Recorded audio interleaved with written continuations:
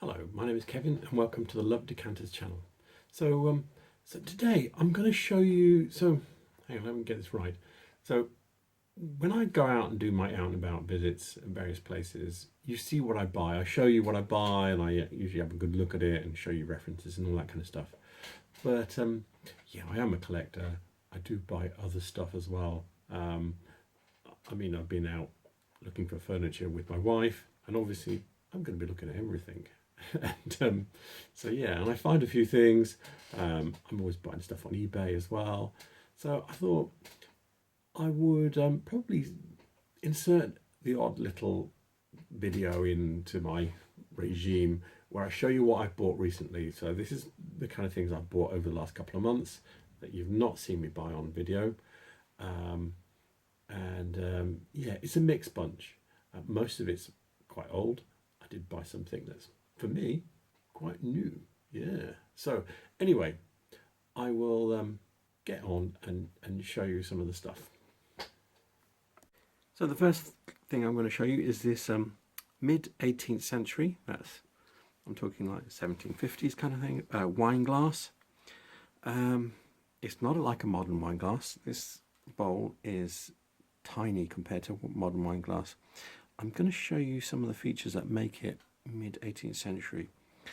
And the first one is the fact that it has what's known as a folded foot.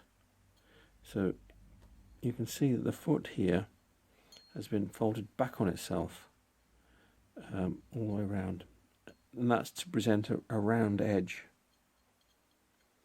so it doesn't get chipped. So this glass is probably a bit more brittle than modern glass, so they did this to make it a bit tougher so the edges didn't get chipped so much. It's also got a broken pontle mark. Can you see that there? You can also see tool marks in from when they formed the foot. It doesn't have to have a folded foot, but usually you expect to see tool marks on early glass, especially on the foot. You can see it most clearly. It also has a conical foot. Can you see it's raised up like this? And that's to stop this broken piece of glass here from scratching the table.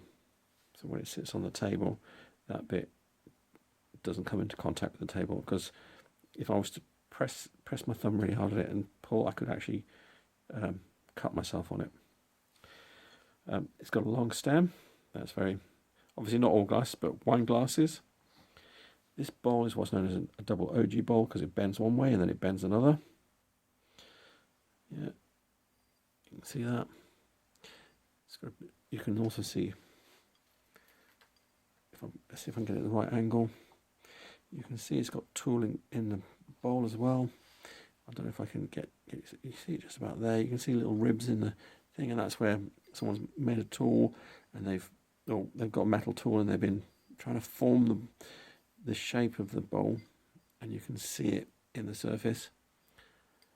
And you can see all sorts of little squiggles in the surface of the glass. It's also got a little bit of dirt in a crease on the surface here. Can you see that? That's a fault. Any bubbles? It's actually not too bad for. It's fairly bubble free, this one, but it does have that. That wouldn't be acceptable on modern glass. One thing that you see, and I wanted to show you this before I showed you some of the other glasses. A lot of early glasses have this little bubble, little round ball shape in the bottom of this where the stem attaches. I don't know. It's got to be something to do with the way they made them. I don't know why that is, but you see it quite a lot on early glasses. I don't know, never see anybody else pointing that out, but you do see it. So yeah, so this is a really classical piece of glass with a long stem, small bowl. I'll show you. I thought I could go around the house and I'd find myself an ordinary wine glass, but I couldn't find anything, so I pulled out this 1930s goblet. This is about the size of a normal wine glass that you'd buy now. Yeah, I mean in the 1930s, this is a goblet for drinking water out of. So then wine glasses were only about this big, but still at least 3 times the size of this. Yeah. Now you could probably empty this into a wine glass about 6 times. Yeah, so modern wine glasses are much bigger. They've just got bigger over the years, and even though this is 1930s, it is a goblet, but this is so. In the 1930s, they were smaller than they are today. You have to pull out a goblet if you want something that looks like a modern wine glass. So yeah, this is just something out of my kitchen. So yeah, you get the idea of how things have changed over time. I thought I'd give you a book reference for this one as well.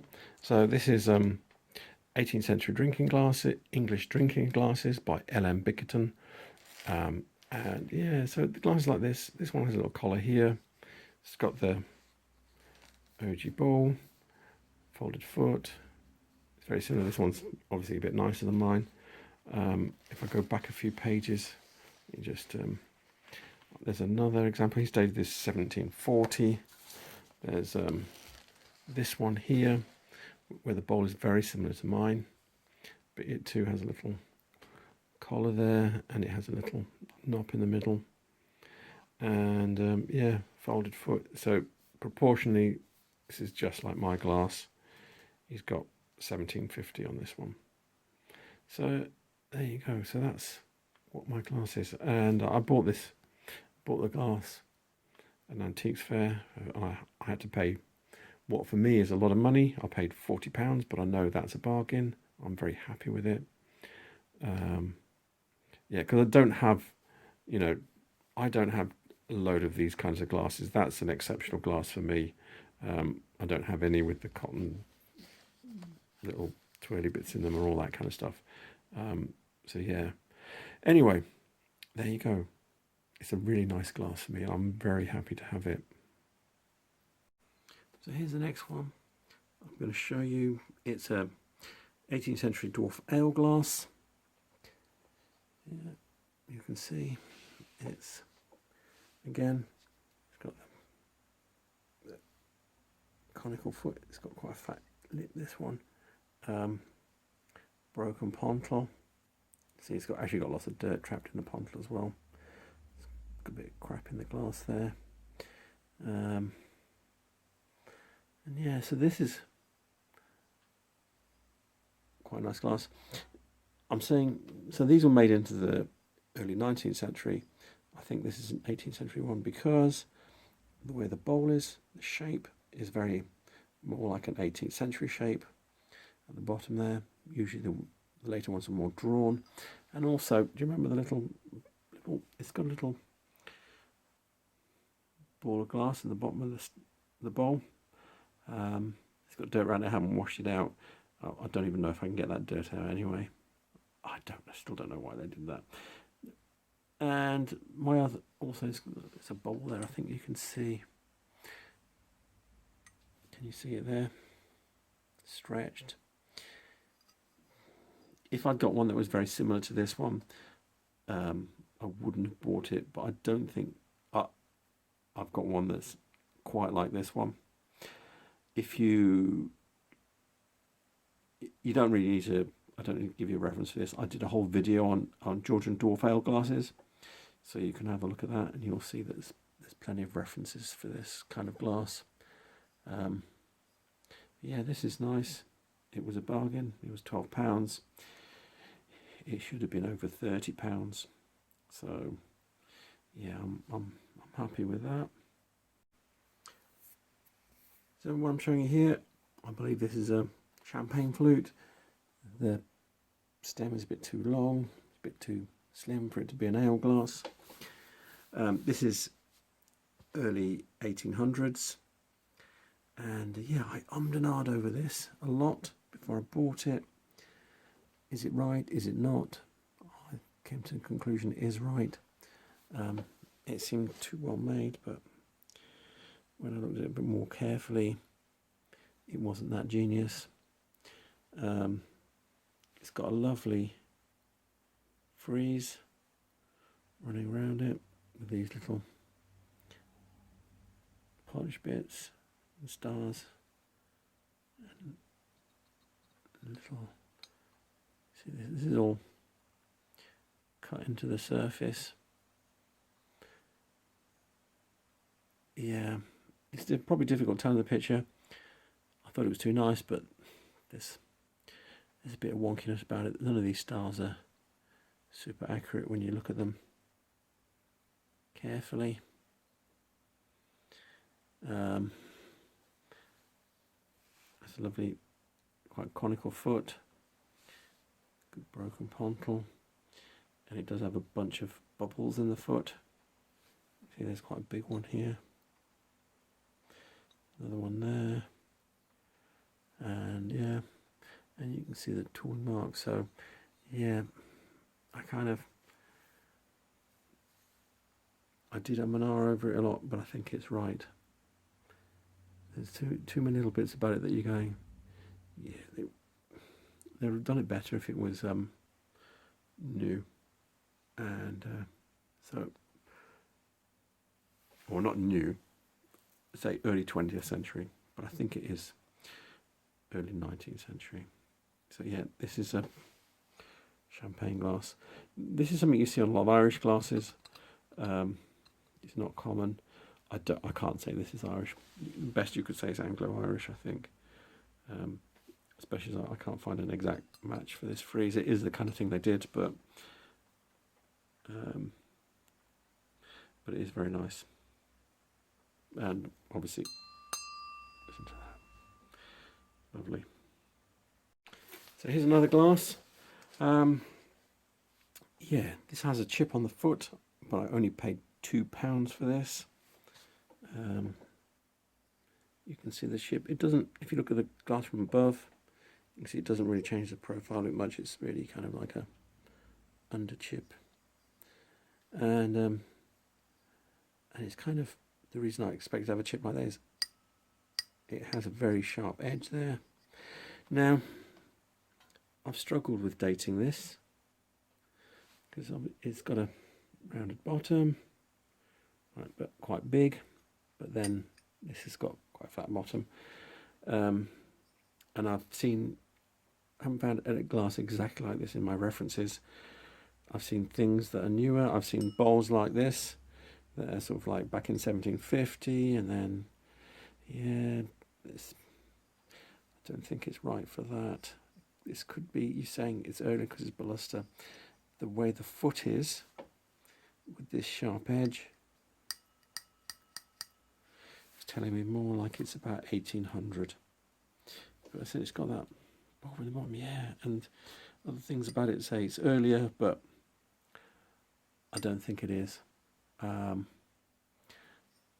have some people say it's later, but if you look at the tool marking as well, I don't think that doesn't look like a later piece to me.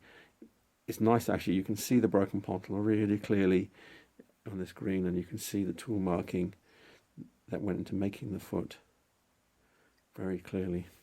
But yeah, this profile of the foot where it comes to a very sharp edge, and you can see where it sits on the table. If I rub my nail there, don't hear anything, rub it there,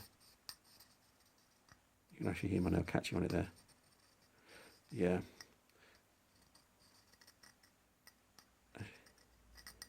You know, it's had a bit of life seeing on things, enough to actually have a big chip out of it.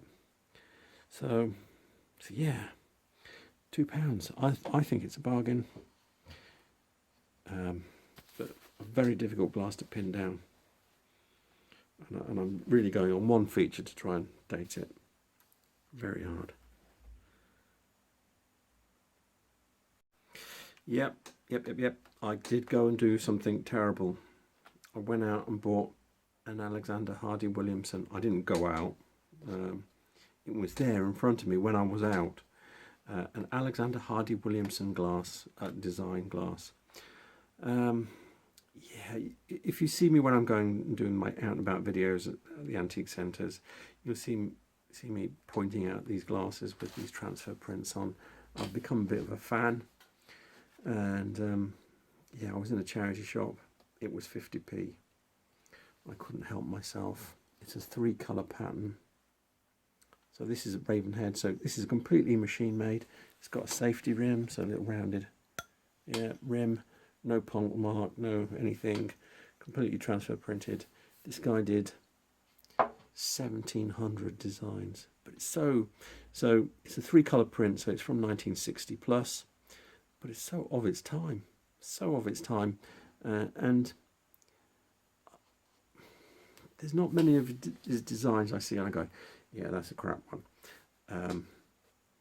So yeah, it's very garish. It's like something you'd be drinking on the beach in Hawaii in the 60s. You have a drink out of that, and it's of its time. So 50p, I couldn't walk by, and I thought, yeah, if I try and get a few of these at this kind of price, I can put them on my website and maybe even do a video. So so yeah, I bought one. Sorry, it happened. I can't you know, confess enough to that. Sorry. Anyway, there you go. So yeah, it's a decanter. I don't know who made this. It's kind of aesthetic movement, trying to do Renaissance revival. Yeah, this was an eBay buy, one where it came on for £5, and I put £5.50 on it, and it was mine for £5. Nobody else was interested. And it's quite a cool decanter. So it's got this bubble at the foot with prunts on it. Yeah, it's trying to be like Renaissance glass, as I said. It's got polished pontal. It's got a fake folded foot. So I can draw that rim. So that's not a folded foot, but it looks like one. And you see that people like Salviati have that on their glass. Yeah, that's very Renaissance-esque. What else is it's got? It's got panel cut neck with little notches cut in the edges of the panels, and then the stopper, which is absolutely right for it. Perfect. Yeah, it's in very good condition. It's got this panel cut with the notches cut in the edges of the panels, and a little bit on the top, as you see on a lot of aesthetic movement decanters. So yeah, I couldn't. It's the right place on camera. Yeah. I couldn't leave it for £5 plus postage. I wasn't going to let it walk by. So yeah, it's a very nice decanter in really good condition. Really unusual with this. If it didn't have that little bubble there with the prunts on, it wouldn't really stand out. But that's the thing, that it literally lifts it. And yeah, so I'm happy with that one. I'm looking at the Decanter Ancient to Modern by Andy McConnell. And yeah, I've been through this whole book. I can't find a match for it. But look at this here. Can you see what I'm looking at? This foot with a little ball and the prunts on it. So yeah, you can see it's this decanter with one of these bodies shoved on top of it, or this base, I should say, with one of these decanter bodies shoved on top. And and this is dated 1883. So that's how I've come up with my date. So I have here Anglo-Irish decanter, probably 18 teens, 1810 plus, maybe 1820s. I think it's lovely. There's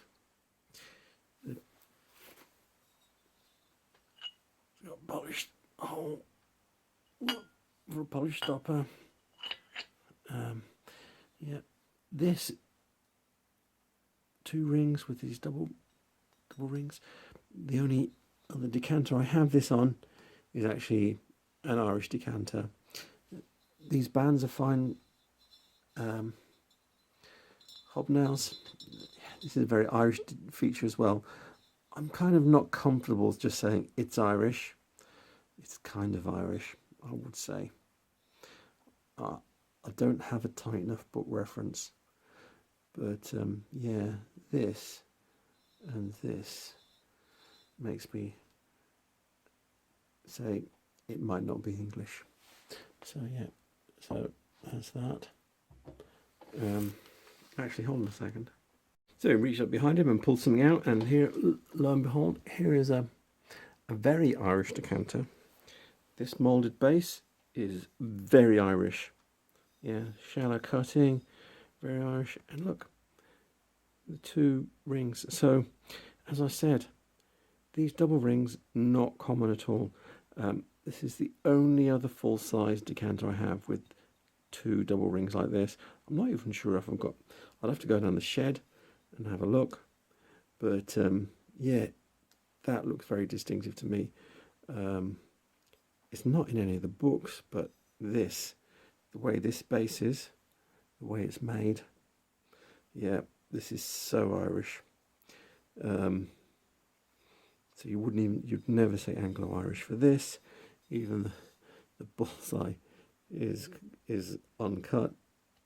Yeah, they were always, how can I say, a bit stingy with the cutting before steam cutting was invented. So you've got this very shallow cutting on around the top of the body here, and yeah, that's your lot.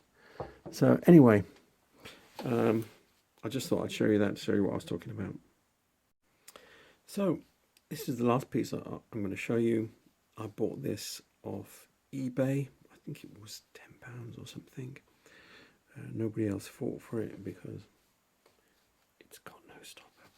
Now, I took a punt on it. I wouldn't normally buy a plain one like this with no stopper. I do have stoppers. I could get it fitted. I might not even have to get it fitted because I've got about 30 or 40, and I might just be able to plonk one in. I'm talking about bullseye stoppers, ones like behind me, trying to find one. Let me just, yeah, that's a bit dusty, sorry about that, but there you go, that's how it should look. Now the reason I did buy it is because it looked like it might be a Magnum, and it's not. It is a litre, I think, but I don't think it's a Magnum. But yeah, it's a nice big one anyway, so it's worth it. If I can just drop a stopper in it. I haven't even washed it yet. It's a bit, if you look at the bottom, it's a bit browny. I think that's what's left from the last time it was used. So anyway, so yeah, so I bought that, hoping maybe I could put something in it and make it complete. And if it was a Magnum, even better, but it's not. So anyway, so that's the last thing I'm going to show you. So we'll move on. I forgot to say, this kind of decanter are always dated circa 1800. They were made from the late 1700s through to the early 1900s. Hang on, let me get this right. The late 1700s through to the early 1800s. So yeah, you're really going probably in a 30-year time period there. So there you go. So there you go. Yeah, still buying things. It's bad. It's very bad. I am trying to get rid of things as well, but yeah, and it's all for my website, for the references, you know. That's what I tell myself. Anyway, I hope you enjoyed that. You can see the kind of things that I'm scouting out. It's not anything in particular. Yeah, the old stuff seems to be the kind of stuff that you can get as bargains now. Probably because a lot of people are picking up, how can I say this? The timeline in the time that I've been collecting, the timeline for what people are looking at and buying has moved. This older stuff was what everybody was looking for when I started looking, and it was hard to find, and it was expensive. More, something like the Dwarf ale glass. These were nearly always 40 quid, and when you're talking early 90s, 40 quid, that's 40 quid, and you'd never find one for 12. I occasionally did. I mean, that's how my collections has arisen. But I've got quite a few. Yeah, you did occasionally, but yeah, they were harder to find, I think, cheaply. And eBay wasn't a thing anyway. So anyway, that's the story of my tale of what I've bought over the last probably about 3 months. So not too bad. The only problem is I've been doing this for 30 years, and hence. So yeah. So I will put the books I used in the description below, and please remember to like and subscribe. Thank you. Good night.